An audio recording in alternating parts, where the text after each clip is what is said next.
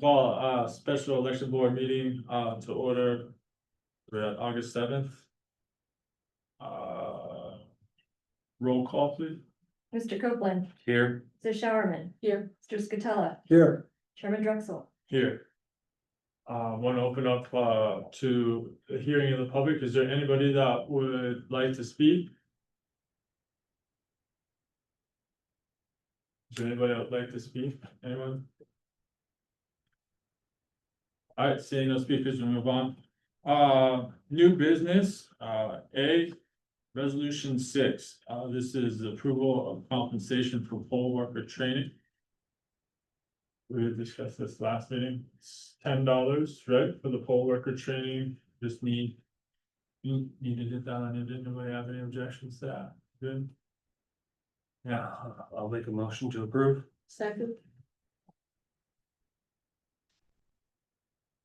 Call for the question. Mr. Scatella, Yes. Mr. Copeland, Yes. Mrs. Showerman. Yes. Chairman Drexel. Yes. Resolution B, that is about the smart mail ballot drop boxes. Our council has asked us to leave that table. For now, I don't think anybody else has any reason to bring that forward at this time, or. Let's leave it on the table. All right. And then finally we have C, discussion for authorization of county funds to pay for postage on mail-in and absentee ballots. Okay, so in the past couple of elections, we have been paying for the return postage, so that's prepaid. Currently, we do have some declaration envelopes that were printed in the last election that we could use in the upcoming election. We have about 9,000 of those with the prepaid postage stamp already in the corner. So the printer needs to know at this time, are we going to continue with the prepaid postage? And therefore we could use those envelopes, or should we print new envelopes? We're looking to print about 30,000 altogether, so it would be either printing 20,000 new ones. And using 9,000 of the old ones, or we'll print 30,000 of the ones without the postage. When we have this postage, is that tracking capability as well? We see that when it's been returned to the post office has possession, we can see delivery here. Either way, we would be able to have the tracking capability on that. How do we have tracking if we're not paying postage? Like if somebody puts 2 stamps on the thing and puts it in the mail, like, how do we see that for that person? I believe that's in the coding on the envelopes that is provided by our printer. That's the coding that they didn't provide to us last time.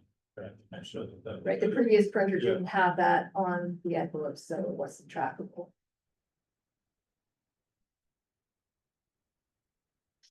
We're gonna keep the 9,000, use the 9,000.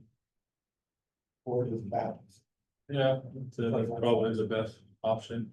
Yeah, I've heard a lot of mixed opinions both ways, and we've paid for the last 2.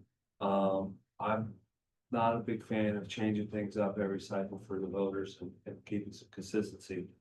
But last night I actually happened to be in Pittsburgh with some people from around the state.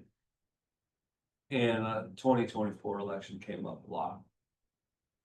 And it's a challenging conversation, and I know that was nothing that caused internally, right? Like we got really screwed over by a vendor.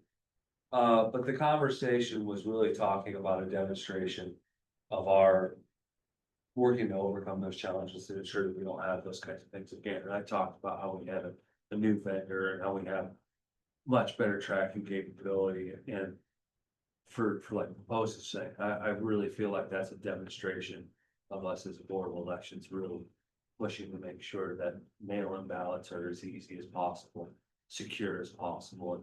And I think taking care of the postage is a big part of that, and knowing that we have that capability. I'm not a fan of changing course in like whatsoever. And were we able to use election integrity grant for this now? We use the integrity funds are able to use for postage going out, but not for the return postage, so that would come out of the county budget. I think last year we were using some things under the election integrity instead of county budget to supplement that a little bit. Right, like things that did qualify for election integrity that we normally were paying for, I think we're, Right, right. so the, We were able to move some of our expenditures that we normally were paying under the county. They qualified for the EIG, so we moved some of those things to be paid for by the grant, which opened up some opportunity to use the funds for the return postage. Mr. Colton said I agree. good, You need that in the form of an official motion or vote? I'll make the motion. Second, call for the question, please. Mr. Copeland, Yes. Mr. Showerman? Yes. Mr. Scatella, yes, Chairman Drexel? Yes. Questions and comments from any of the board members? Would just say, could you look it up on the PA election code, because the last, one of the meetings I was at in Harrisburg, we may be required to do that now. Could you just find out for sure? At this point, we haven't received any communications stating that, but I was trying to look it up real quick, but now Okay. it's not going. I haven't heard anything. Have you heard anything? No, we are required to pay postage for our list maintenance activities, so all the letters that we send out, we have to send a business reply envelope, but not. We'll check in the next meeting and see if there's any updates to that. Okay, thank you. Do you have anything about that election integrity grant order to share or? We're in the process of applying for the next round of the Act 88 funds. And our Chairman Drexel just signed that. Just have to submit that, and we're expecting to receive about $900,000 for election integrity. There's been some discussions about how to utilize those grant funds in the near future. Well, that's something that we're going over the budget right now.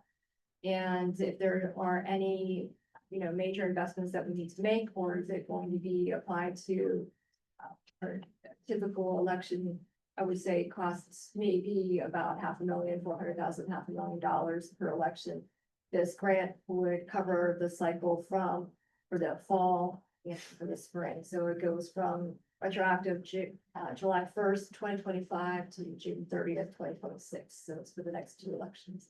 So if there are equipment purchases that we need, we can look at that, and if not, it's gonna go. Remember, our printing costs have increased maybe about 30% because we had to change our vendors, so there are some increases between inflation and some vendor changes that we had to make as well.